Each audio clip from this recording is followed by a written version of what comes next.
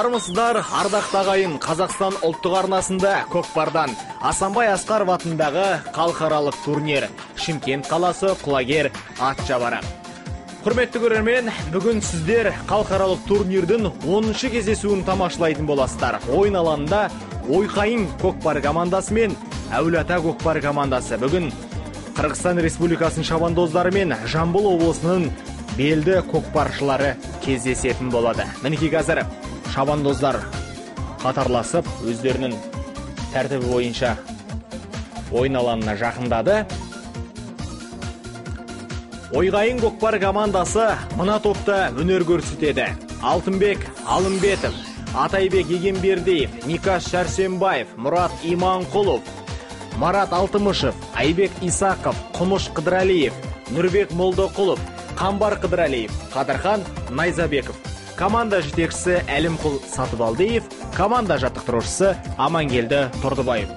Әулиеата көкпар командасы мына топта өнер көрсетеді. Нұрдәулет Момынов, Данияр Смайлов, Манарбек Дүйсенбиев, Ғалымжан Ақылов, Жұлдызхан Тайырбеков, Құлажан Тоғайбаев, Әбуғали Әбжаппаров, Ұлан Сейітов, Ерлан Жұмасаев, Датқа Момынов, Бағлан Шырымбаев, Мұсабай Сәрсебаев. Команда жетекшісі Нұрдәулет Момынов, команда жаттықтырушысы Мұхаммед Әлі Құралов. Ал бүгінгі ойынның төрешісі Расул Шоқаев, қапталдағы төрешілер Зиябек Жеттеров, Ерлан Үсіпов, Сейдулла Жәлелев. Сонымен қатар бүгін біздің студиямызда қонақта спорт және дене тәрбиесі істері агенттігінің көкпарда мемлекеттік жаттықтырушысы, Қазақстан Республикасына еңбек сіңген жаттықтырушы Рамазан Сәттібаев. Аға, студиямызға қош келдіңіз. Қайырлы күн, құрметті алаш елі, көкпар сүйгіш қауым. Бұл социалистік еңбек ері, мемлекеттік қайраткер Асанбай Асқаров ағамыздың атындағы жылда болатын дәстүрлі халықаралық турнир. Тағы да үлкен бір жақсы ойынның қазір куәсі болады деп отырмыз. Әулиеата командасы еліміздің 6 дүркін чемпионы мінекей Қырғызстанның Ойқайың командасымен кездесу үстінде. Бұл енді Қырғызстан көкпарға осал ел емес, Қырғыз елі бізбен көршілес жатқан ауыл аралас, қой қоралас жаңағы осындай көкпардың тағы да бір үлкен дамыған ел болып есептеледі. Онысы командалық көкпар. Мінекей қазір ойын өрнегін көреміз. Ортада шабандоздар шеңберге серке тасталынды. Шабандоздар қазір екі жақтап бүркітше шилігі болса шеңберде жатқан серкені көтеруге әрекет етуде. Қалай қылар екен? Бірінші болып кім көтерер екен? Мінекей қазір Әулиеата көкпар командасының шабандозы бірінші болып серкені көтерді. Бірақ дұрыстап тақымына басып алмаған екен. Бұл жерде Датқа Момынов шеңберде жатқан серкені көтерген болатын. Тақымынан серке, қолынан баспай жатқан серке түсіп қалды. Десе де қазір әулиеталық шабандоздар қайта шабуылға шықты. Бұл жерде нөмірі 8 шабандоз Ұлан Сейітов торы тұлпарымен қазір шабуылға шықты. Ұланның көтерісі қалай аға? Ұлан Сейітовпен өте осы шебер ойыншы. Бұның да мінекей тақымы өте бір тастай тақымның біреуі. Ұлан Сейітов жаста болса осы үлкен кәнігі палуандарды қимылдайтын палуан. Мінекей қарсыласы қорғанысқа келем дегенше әрі қарай ұзатып, өзіміздің мінекей 10-шы нөмірдегі Датқа Момыновқа қайтадан берген болатын. Датқа мінекей шабуылдың қас шебері қазір шабуылдайды. Датқа Момынов 1987 жыл туған, жас болса да осы ересектер арасындағы ел біріншіліктерінде халықаралық турнирді атойлатып өзінің бар өнерін салып жүрген шабандоздардың бірі. Датқа қалай қылар екен? Қазір мінекей қазір жеке дара суырылып, командалық әріптестері бұл жерде енді көмегін тигізу керек. Мінекей тамаша. Бұл салынды қалай бағалауға болады аға? Бұл өте бір керемет айла тәсілді шабуыл болды. Жаңа мінекей қарап отырсыз, қарсыласы оң қапталында келе жатыр. Өзінің командаласы сол жағында келе жатыр. Екеуінің ортасында келе жатыр. Датқаның салымын көрдіңіздер. Екеулеп келіп, серкенің артқы сирағынан екеулеп көтеріп лақтырған екен. Бұл жерде Қырғыз елінің шабандоздары абдырап, түк әрекет ете алмай қалды. Әрине Датқа Момынов қаршыға менен қалай өнер көрсеткен палуан. Осы жолдармен сол әдетіне басып, бүгінгі ойынның бірінші салымын бастады. салуды. Кішемберге тасталынған серкені бірінші болып көтерген Әулиеата Көкпар командасының шабандозы Бағлан Шырымбаев Қазанбас ат тұлпарымен қазір серкені оң тақымына басып алды. Қазір шабуылға шықты. Бұл жерде енді қорғаныстың жоқтығын байқап отырмыз. Қараңызшы. Енді Әулиеата Көкпар командасының шабандоздар мінекей тағы да Бағлан жеке дара суырлық келіп, келесі салымға қол жеткізді. Есеп 2-0. Әрине, ойғайын командасы бізде сылбыр ойын көрсетіп жатыр. Бағланның мынау мінекей екпініне де жаңа келіп, жаңа басқалай қазандыққа салуына да қарсылық танытылмай жатыр бұл жерде. Бағлан Шырымбаев 1983 жылы туған, тұлпары Қазанбас Көкпардан спорт шебері. Ойынның 4-ші минутында 2-ші салымды сала білді. Қараңызшы, тұлпары да бұл жерде Бағланға өзін ыңғай танытып, қазандықтың тура түбіне келген кезде тоқтай қалып, егесінің серкені тастауына мүмкіндік жасады. Әрине, бұл тұлпарлардың бәрімен осындай командалық көкпарға шауып жүрген жылқылар. Бұлар енді қазандықтан ешқандай жатырқап, әлде болмаса басқадай қимыл жасамайды. Міне өзі келіп, қарсыласы тақымынан серкені шығарғанда өзі де міне ыңғай білдіріп, соны тезірек лақтырып, жөнелтсе екен деп тұрады. Тағы да сол шабуылға шыққан Әулиеата Көкпар командасының шабандоздары бұл жерде әдегеннен ақ жамбылдықтар намысқа тырысып, қырғыз елінің шабандоздарын адымын аштырмай, мына Кішемберде жатқан серкені көтеріп алуына да мүмкіндік бермей жатыр. Бұл ойғайын командасы Қырғызстанда өте бір керемет мықты команда болмаса да, ортан қол командалардың біреуі, жаңағы өнер көрсетіп жүрген. Осы бізге жиі келетін командалардың біреуі. Осы біздің келіп, бізді қазақстандық командалар жеңген күн көрген жоқпыз. Мінекей. Қазір мінекей Нұрдәулет Момынов Рамазан аға. Нұрдәулет, бұл Нұрдәулеттің жойқын жаңағы лақтырысы.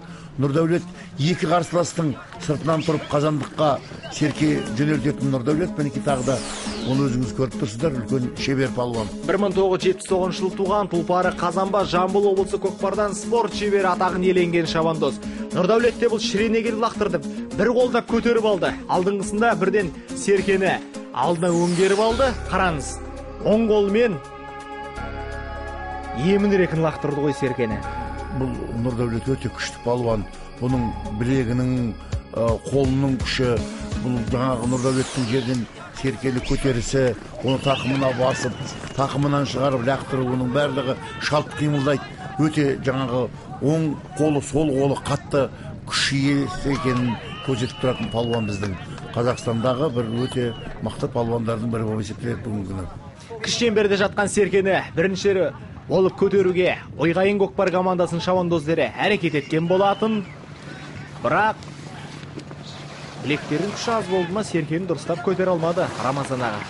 Әрине, осының алдында Қабылан командасынан жеңіліс тапқан біздің Әулиеата командасы осы жерде өте бір ашынып, өте сондай намысқа тырысып беріліп, сол өткен есенің өзі жаңағы өзекті өртедей жаңағы бізге бір сыңай танытып, орнын із қалдырды. Соған қарағанда біздің Әулиеата командасы мінекей тас түйін болып, осы ойынын одан бері шыңдап, әрі қарай салымды да көбейтіп, осы өздерінің жиі кездесілмейтін жеңілістерінің біреуі кешегі. Соны бүгін орнын толтырардай қимыл жасап жатыр. Ұлан Сейітов серкені тақымына басып алып шығуға әрекет еткен болатын, бірақ серкені тастап кетті. Себебі тастауында бұл жерде ортаға бір себебі бар сияқты, ойынды тоқтатпау үшін. Қазір әулиеталық шабандоздар 13 нөмір 12 шабандоз Мұсабай Сәрсебаев қазір серкені көтеріп алуға әрекет етіп жатыр. Бірақ серке ойын алаң сыртына шығып кетті. Ортада жекпе-жек сайысы ұйымдастырылатын болады. Бұл жерде менің байқап отырғаным мінекей біздің тағы да осы Әулиеата командасындағы лазарет тұлпарға төтеп беретін ойғайын командасынан ат көрмей тұрмын. Мінекей Қаншетқанменен Алтынбек Алымбетов шықты. Данияр Смайылов нөмір 2 шабандоз Ақжал атты арғымағымен шықты. Бірақ Алтынбектің астындағы телторысы. Бұл жерде өзіңіз көріп отырсыздар, лазерді шығармай-ақ жаңа жерде Ақжал менен Данияр Смайыловтың өзі осы жекпе-жектен қапы қалатын емес.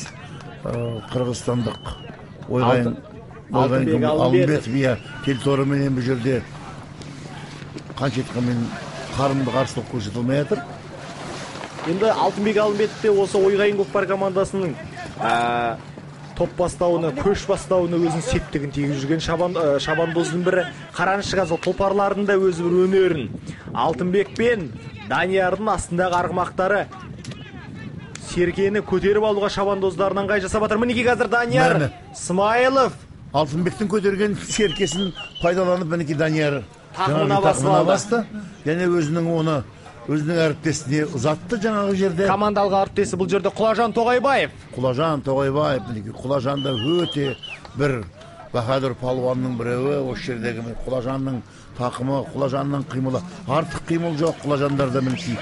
Өздеріңіз білесіздер. Мінекей сол Құлажан келесі салымға қол жеткізді Рамазан аға. Құлажанның салысы төніп келіп, өте әбден жаңағы сондай сенімді салатта жаңағы палуан. Құлажан Тоғайбай 1987 жыл туған, тұлпары қара төбел, көкпардан спорт шебер атағын иеленген шабандоз. Тамаша, ол да бір шеберліктің бір түрі. Командалық әріптестердің көмегінсіз бұл жерде қарсылас команданың шабандоздарын арда берді алдап, өзі жеке дара суырылып серкені емін-еркін тастады. Құлажан жанай кеп тастап кетіп, мүлк кету басқа деген жоқ. Өте сенімді қазандықтың үстіне төніп келіп, жаңағы әбден серкенің жатқанына көзін жеткізетін палуанның бірі осы Құлажанның. Әттеген айы жоқ палуан Құлажанның. Ойғайын көкпар командасының шабандоздары серкені көтеріп алуға әрекет етіп жатыр, бірақ әлде болса серке кіші шеңберде жатыр. Қалай қылар екен? Бұл жол кім көтерер екен бірінші? Серке 1 минуттың ішінде ереже бойынша осы шеңберден шығу керек. Шықпаса ортаңғы шеңберденге жекпе-жекке ұласу керек. Міне серке көтерілді. Серке көтерілгеннен кейін бұл жерде байқаймын, Ойғайын сылбыр қимылдап атқан жоқ. Қарсыластарының мықтылығы болып жатыр. Мінекей Әулиеата командасының тағы да серкені тақымға басып, Бағлан Шырынбаев бұл жолаға серкені көтеріп алды дұрыстап. Бағлан Шырынбаев қазір командалық әріптестерінің көмегімен қазандыққа тура жақындады, серкені тастағандай болды, бірақ тура қазандықтың ортасына түсіп болды. Бұл жерде енді қазір Бағланның дұрыс тастай алмаған серкесін тура қазандықтың ортасына түсірген Ерлан Жұмасаев бұл жерде қазір көмекке келіп есепті еселей түсті. 1979 жылы туған, тұлпары жерге сал, көкпардан спорт шебері атағын иеленген шабандоз.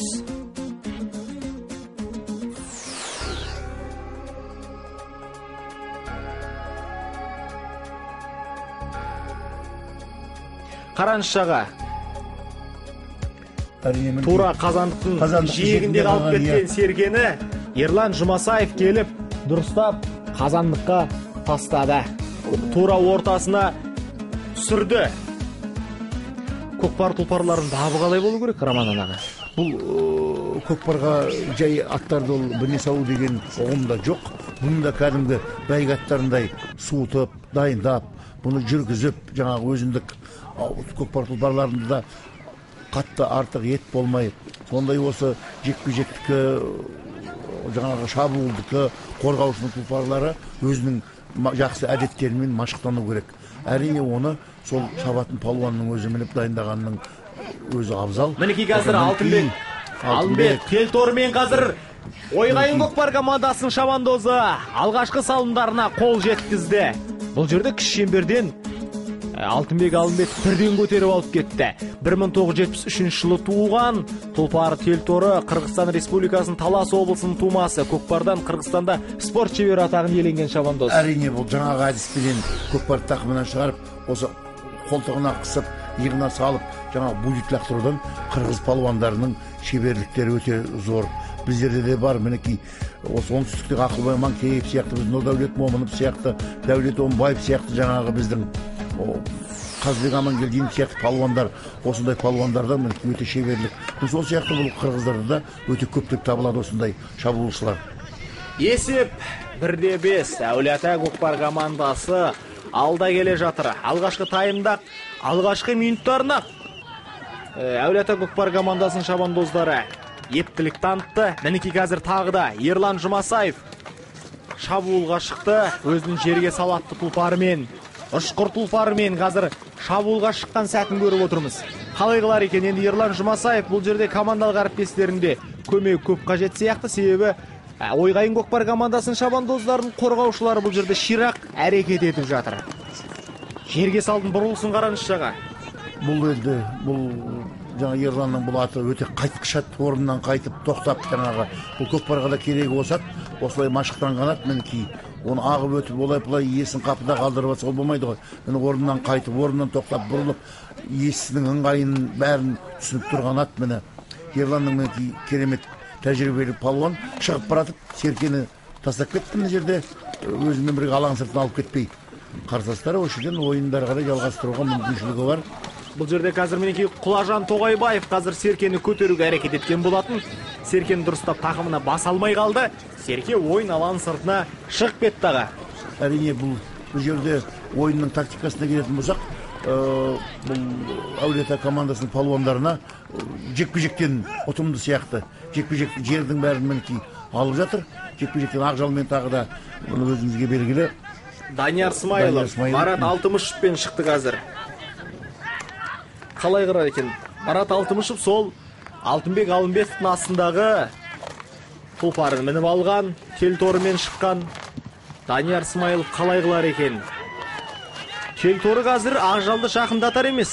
Қай жағынан келсе де, сол жағынан болсын, оң жағынан болсын, Даниярды серкеге жақындатпай төрт тағандап, мынау серкені қорғап тұр, егесі көтеріп алсын дегендей. Әрине оған Ақжалда қоятын емес, Ақжал өте қимылды жылқы, қимылы шалт қимылдайды. Мынау серкенің үстіне төніп барып тұрып жаңағы есіне өте бір ыңғай білдіретін жануар мінекей қанша айтқанменен. Міне екеуінің де ойынның нәтижесі болғаннан кейін қазір келесі жұп шығады. Бұл жерде 2 минут ішінде шабандоздар көтер алмады. Мінекей қазір Әбуғали Әбжаппаров ойынға араласты, лазермен шықты. Алтынбек Алымбетов. Лазер осы 5-6 жылдан бері аға байқап көрсеңіз, тек қана жекпе-жек сайысында өз шеберлігін байқатады. Өзі соған дайындалып, соған ыңғайланған жылқы лазер мінекей. Қазір енді Қазақстанда осы лазерге теңгелер тұлпарлар бар ма аға осы жекпе-жек сайысында? Бар, өте бар. Мінекей биылғы мынау Астана қаласының командасының мініп жүрген Ақжал тұлпары, естісі біздің құрама команданың бас бапкері Қуанышбек Құрамаевтың мінекей дайындап осы. Мінекей қазір лазер өзінің шеберлігін дұрыс байқата білді. Үлкен шеңберде жатқан серкені егесіне дұрыс көтерткізді. Ойынның 18 минутында Әбуғали Әбжаппаров келесі салымға қол жеткізді. Яғни сол Ақжал осы қазіргі лазермен теңесетін тұлпарлардың бірі дейсіз ғой аға. Өте бір терезесі тең тұлпарлар, мінекей бірде лазер алса, бірде Ақжал алып, мінекей биылғы ел чемпионатында сол Ақжал бірнеше жекпе-жектің жаңағы 90%-ын Ақжал алып қойып атты. Жаңағы Арслан Қабжановпенен бір керемет өнер көрсеткені осы биылғы жыл болды. Есеп 1-6 Әулиеата көкпар командасының шабандоздары көш бастап тұр әзірге. Ойқайың көкпар командасының шабандоздарына ширақ қимылдау қажет, себебі алғашқы тайымның аяқталуына небәрі 2 минут қана қалды. Осы сәтте өздерінің шеберліктерін байқатпаса, үлкен есеппен ұтылып қалуы әбден мүмкін. Қазір мінекей Әулиеата көкпар командасының шабандоздары қайта шабуылға шықты. Бұл жерде нөмірі 10-шы шабандоз Датқа Момынов қазір серкені 10 тақымына басып алып тұлпармен қазір қазандыққа жақындады. Тамаша, Датқа Момынов келесі салымға қол жеткізді. Датқаны шеберлігіне ойыссақ аға.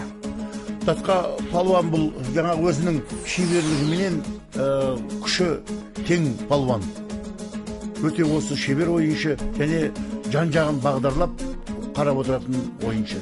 1987 жылы туған Датқа Момынов тұлпары қаршыға көкпардан спорт шебері.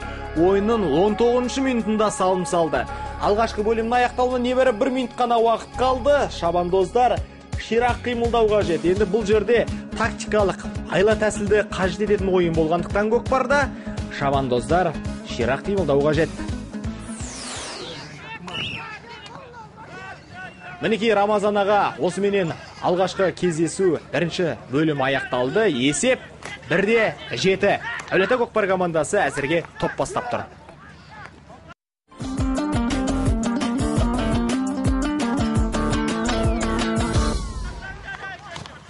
Әулиеата мен Ойғайын Көкпар командасының арасындағы кездесудің екінші таймы есеп 1-7. Әулие Ата Көкпар командасы алда келе жатыр. Сонымен қатар құрметті көрермендер, мен сіздердің естеріңізге тағы бір мәрте сала кетемін.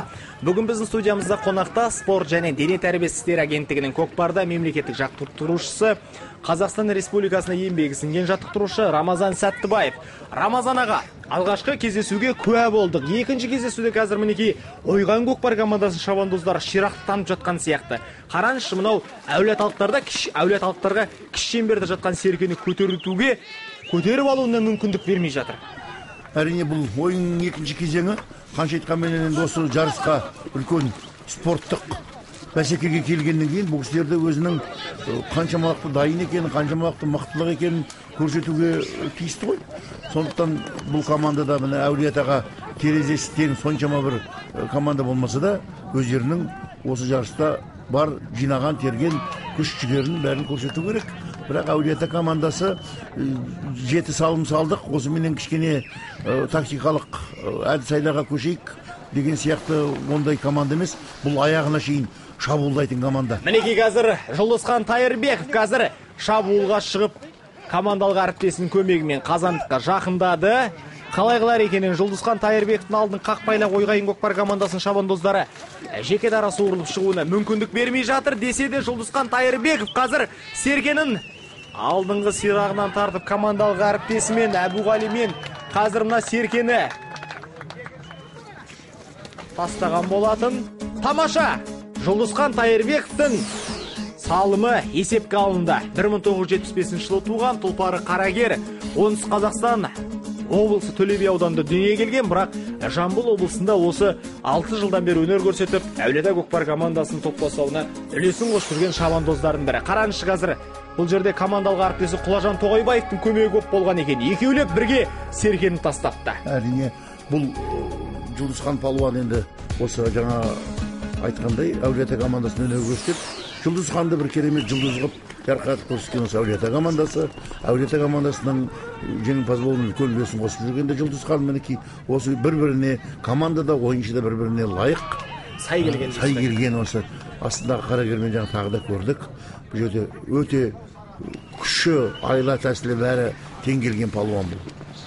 Тағы да Әулие Ата Көкпар командасының шабандоздары шабуылға шықты. Бұл жерде енді Жұлдызхан Тайырбековтен кейін Датқа Момынов қазір серкені оң тақымына басып алып, қарсылас команданың шабандоздарына қарай шауып келе жатыр. Қаршығамен қазір Датқа Момынов шабуылға шықты. Қазандықтың тура түбіне жақындады, бірақ Қырғыз елінің шабандоздары, қорғаушылар оның ішінде жақсы жұмыс істеп жатқан сияқты. Жақындатар емес Датқаны. Қараңызшыға. Датқа арда бері алдап жүр. Мінекей қазір серкені тастаған болатын, бірақ әрине сол жақ қапталынан келген мінекей Ойғайынның қорғаушысы атын қағып көлденең кетіп серкені жерге түсіріп кетті. Мінекей қайта өзі серкені алып жерден өзі шабуылға шықты мінекей. Бұл жерде Датқаны сәл-сәл білегін күші аз болды ма екен, мына жерде серкені дұрыстап тастай алмай қалды. Мінекей Датқаның ыңғайы дұрыс келмеді, және толық күш тастауға күші жетпеді. Мына Ойғайын Көкпар командасының шабандозы қалай қалды? Бұл да Қазандықтың тура жанына жақындамай жатып, серкені лақтырып жіберді. Бұл енді өзінің ниетін білдіруін, бірақ серке діттеген жерге жеткен жоқ. Өзінің сол командаға деген жанашырлығын бәрін танытып бақты, лақтыруын лақтарды. Бұл кісінің енді ары таза, бірақ әр жағындағы жаттығу кем екені көрініп тұр. Осы жағына келгенде серке соншамалық ауыр емес. Ережеге сәйкес 35 келі тартады. Енді кезінде осы үлкен той көкпарларда шабандоздар 60 келі серкені тартып жүр ғой ағай. 70 келі серкені тарта береді. Мінекей қазір Әулие Ата Көкпар командасының шабандоздары шабуылға шықты. Бұл жерде Мұсабай Сәрсебаев 1982 жылы туған шабандоз. Осы жерде командасына өзінің ұпайын сыйлады. Тұлпары Құлагер, Жамбыл облысының тумасы, көкпардан спорт шебері атағын иеленген шабандоз. Қырғыз Республикасының шабандоздары танын тартып жүр дейді ғой кейбір үлкен көкпарлардағы. Бұл олар танын тартуын тартады, бірақ көтеріп жаңағы өңгеріп алып бір мерейден екінші жерге апарады. Оны қосалық жолдан тосып алып тартып, оған бөгет жасап жатқан қатты ешкім жоқ. Әрине сол бір жерден екінші жерге жеткізсе, оның өзі үлкен жаңағы күш сондықтан енді ол өзі әзер көтеріліп әзер сүйретіліп кетіп бара жатқан тананы бір жағынан келіп оны адам тартқаннан кейін оны қалай болады, ол түсіп қалмай ма? Бірақ сол тананы тартып жаңағы өздерінің күштерін сынасатындар рас енді ол жағынан. Неге аға нақты осы 35 келі осы ережеге енгізілген? Бұл 35 келіден жоғары болса ойын өзінің қызықшылығын, мәнін жоғалтып, сондай елдің бәрі сол серкені көтеріп тақымына басуға әуре болып, сонымен бір жерде көкпар тұрып қалады. Мынандай шабыс, мынандай қимыл, мынандай шабуыл ол жерде біз көре алмай қаламыз жаңағы жерде. Сол себепті 35 келі лайықталған дейсіз. Лайықталған. Және мінекей енді бұдан жеңілдетіп жіберсек, бұл көкпар болмайды, ол бұдан кейін бәйге болып кетеді. Кімнің қолындағы, бәрінің қолындағы сол жаулық сияқты желпілдеп серке кетіп қалғаннан кейін ол да болмайды жаңа жерде.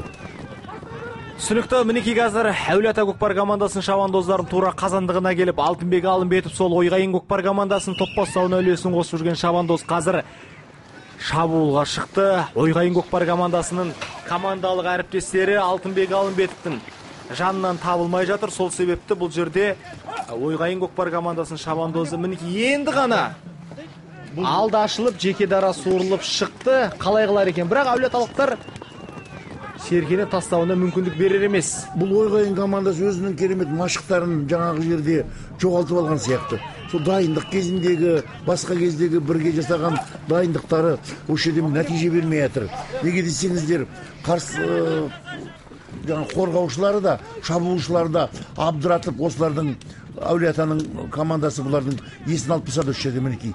Қазір естеп не қоятынын өздері толық білмей қалды. Серкені басып қарсыластың командасына шапса, соның бәрі бұл кісілер үшін бір ұпай сияқты болып тұр, бірақ ол нәтиже бермей жатыр. Іске аспай жатыр ол шабуылдардың барлығы. Түсінікті, қазір әлі де болса Алтынбек Алымбетов серкені ешкімге бермей, он тақымына басып алған. Әулиеталықтар екі жақтан келіп қоршап, қорғап, серкені жұлып алуға әрекет етіп жатыр. Қазір сол серкені алдыңғы сирағынан тартып, өзінің тақымына қарай бұра тартып жатқан Ұлан Сейітовті байқап отырмыз аға. Ұлан Сейітов сонымен қатар Құлажан Тоғайбаев қазір көмекке келіп отыр. Қалай қылар екен? Ұлан Сейітов, бұл палуандар енді қазір қарап отырсақ, мына Ойғайын командасын толық меңгеріп алды бұлар. Бұлардан бұлар шабуылдайды, енді бізді ұтады деген үрей, әлде басқа бір күдік сейілді. Бұл кісілер тек қана қазір есепті ұлғайту үстіне жұмыс істеп жатыр. Қорғануы да сондай бір керемет жаңағы не емес, мінекей өзіңіз көріп отырсыз. Данияр Смайылов қазір серкені тақымына басып алды, жұлып алды. Алтынбектің тақымынан командалық әріптесіне қазір беріп жатыр. Бұл жерде Манарбек Дүйсенбиев қазір Жұлдызханға серкені беріп, Жұлдызханнан қайта Данияр Смайылов алды. Бұл жерде кәдімгі допша домалатқандай серкені бір-біріне көтерткізіп ауыстырып жүр. Ақылмен, баспен де, паспен де ойнап жүр мінекей. Қазір қарап отырсаңыз. Өте ақылды, өте шебер мінекей, өткізіп жаңағы бір-біріне. Жұлдызхан Тайырбек. Жұлдызы жарқыраған осы көкпарда Жұлдызхан Тайырбек қазір серкені тақымына басты. Командалық әріптесі келіп, тұлпарын тізгінінен тартып, алға қарай шығуына мүмкіндік жасап жатыр. Бұл жерде атап өтуіміз керек, Манарбек Дүйсенбиев қазір көмекке келді. Манарбек Дүйсенбиев қорғаушы, нағыз Әулие Атаның бағына туған қорғаушылардың бірі. Манарбек Дүйсенбиев осы палуанның осы қорғанысы өте керемет мінекей. Жұлдызхан екеулеп қазір серкенің сирағынан тартып көтерген болатын, бірақ бұл жерде білектерінің күші көп болды ау деймін аға. Өтіп баратқан Жұлдызхан серкені әрі итермеді, қайта серпе тартып кетті бері қарай. Сондықтан қиғаштап қазандықтан асып кеткен серкені көрдік. Бұл жерде шабандоздардың күштілігінде айта кеткеніміз дұрыс қой аға. 35 келі тартатын серкені екі қолдап көтерген кезінде бұл да күштің әсерінен серке ұшып кетті. Бұл жерде жаңа айтып отырмын ғой, аттың жылдамдығы, шабысы, осының бәрін дәлдеп жаңа жерде өлшейтін нәрсемені көріп отырсыздар. Қазір 2 минуттық қаранарға өзіміздің жаңағы Әулие Ата командасының Ұлан Сейітовті жөнелтіп жатыр. Бозгүреңменен төреші ойын ережесі бұзылған екен. Мінекей қазір Ойғайын көкпар командасының шабандозы Алтынбек Алымбетов тура қазандықтың түбіне жақындап қалған кезінде серкені лақтыра алмады. Тура тоқтап тұрды да бұл жерде іс әрекетін дұрыс істей алмай қалды. Осы сәтті пайдаланған әулиеталықтар қазір Алтынбекті қорғап қалды. Енді қазір тақымындағы Сергені жұлып алуға әрекет етіп жатыр. Енді көріп отырсыз, 3 ойыншы мен 4 ойыншыға қарсы шығып жатқан әулиеталықтар, оның үстінде мінекей көріп отырсыз, қазір шабуылдар үстінде. Әулиеталықтардың бір керемет ерекшеліктері. Ерлан Жұмасаев қазір мінекей Серкені оң қолмен көтеріп алды. Қазандыққа қарай жеке дара суырылып шауып келе жатыр. Қалай қылар екен енді? Бұл жерде де болмады. Бұл жерде де Серпін болмады. Көтере серіпкенде қазандықтың ернеуіне барып домалап та түсетін еді.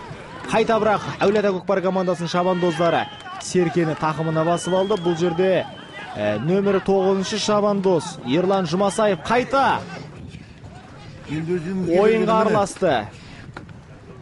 Жау санасы ұрыспайды деген батыр бабаларымыздың мінекей жақсы сөзі бар. Сол үштікпен жүріп, төрттікке қарама қарсы мінекей жұмыс жасау, бұл әрине палуанның ғана қолынан келеді. Өсіп жүріп есепті ұлғайтса тіпті қазір керемет сонда болады міне.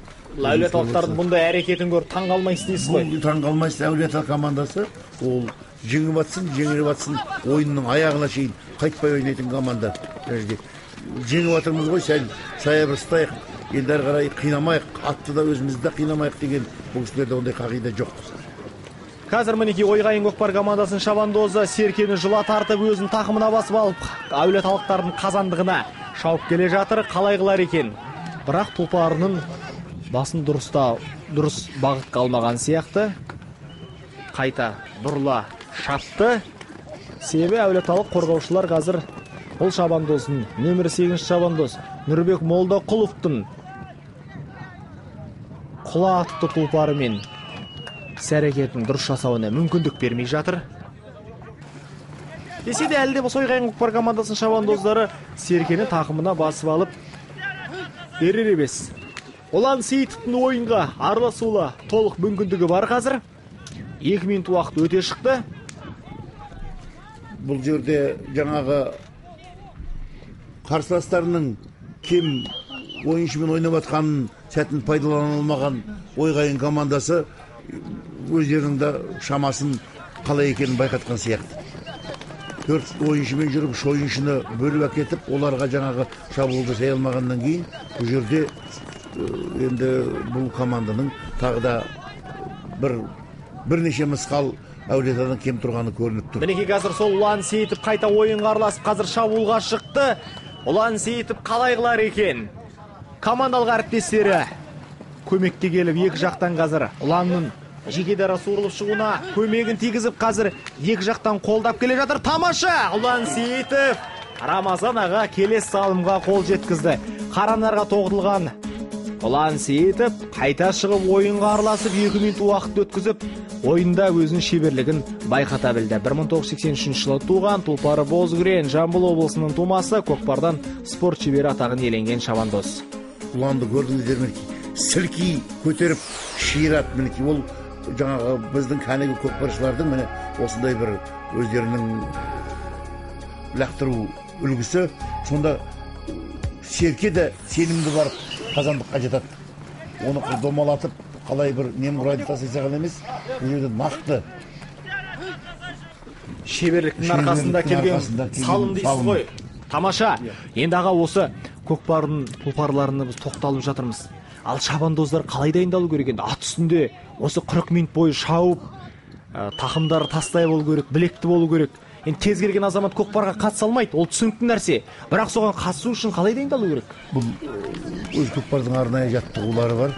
Жаңағы тек қана бұлар осы таңның атысы кештің батысы аттың үстінде ғана машықтану емес, спорттық жалпы дене тәрбиесі, ОПП дейміз, жалпы физикалық дайындық, арнайы физикалық дайындық, жаңағы осы барлық бұлшықеттерге жұмыс ететін аяқтың, тақымның, мынау қолдың, қардың, иықтың, мынау екі адамның осы жатып тұратын жаңағы жаны, жаңағы қисау белдің бұл жердегі үлкен нәрсе, үлкен қызмет. Еңкею, Серкені ұстау, ол бір бөлек. Оны көтеріп, атқа кетті, қайтадан қалпына отырып, оны тақымға басу деген, ол мүлдем басқа нәрсе. Осының бәрін толық қамтыған. Сөйтіп жүріп серкенің тақымына басып жүріп, атын қамшылап, мәреге ол атты дұрыстап әкеліп, ол серкені салудың өзі бұл жерде үлкен жұмыстың жұмысы. Сондықтан мінекей өзіңіз көріп отырсыз. Бағлан Шырымбаев, мінекей қазір сол сіз айтқан айла тәсілді, сол ерекшелікті бойына меңгерген шабандоз қазір қазандыққа жақындады, серкені тастаған болатын, бірақ Ойғайын Көкпар командасының шабандоздары жекте жатқан серкені қайда жұлып алды бұл жерде. Сол баяғы Алтынбек Алымбетов аға. Алтынбек енді осы бір командаға үлкен бас болып жүрген осы ойыншы. Оның Алтынбектің жаңағы бір салымында көрдік. Сол Алтынбектің осы жерде жаны ұшырып, өзінің ойқастап жүрген қимылын көріп отырмыз. Дегенмен жалғыз Алтынбек команда бола алмайды. Алтынбекке көмек керек. Міне жекпе-жек ойыны тағы да көріп отырсыздар. Әбуғали Әбжаппаров пен Атайбек Егембердиев шықты қазір. Әбуғали бұл жолы тұлпарын алмастырған екен аға. Ақжалат тұлпарымен шықты, лазерді ойынға араластырмады Рамазан аға. Лазерді аса қатты қинамайық деген, алдыда ойын бар деген мақсат қой. Мінекей сол Әбуғали Әбжаппаров келес салымға қол жеткізді. Тамаша! Өзінің жаңа қалған қандай тұлпармен болса да өзін шебер ойнай алатындығын байқатты. 1986 жылы туған тұлпар лазер. Жамбыл облысы Айшаби ауылының тумасы, көкпардан спорт шебер атағын еленген шабандоз бұл жол лазер емес, ақжалмен шықса да өзінің мықты екендігін байқатты. Тамаша!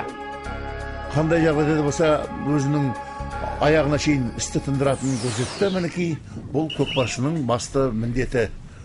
Шабуылшы болсын, қорғаушы болсын, жекпе-жек болсын, өзінің аяғын, жұмысын басын бастағаннан кейін аяғына жеткізу. От сонда ғана команда жетістікке жетеді деп ойлаймын. Тамаша, мінекей қазір Шемберге тасталынған серкені бірінші болып Бағлан Шырымбаев көтерген болатын, бірақ серке ойын алаңының сыртына шығып кетті. Ортада қайта жекпе-жек сайысы ұйымдастырылатын болады. Екінші таймында аяқталуына небәрі 1,5 минут қана уақыт қалды Рамазан аға. Бұл жерде енді Ойғайын Көкпар командасы осы уақыт арасында бірнеше мәрте салынды, қатарынан салмаса, әулиеталықтарды басып озу қиын әрине.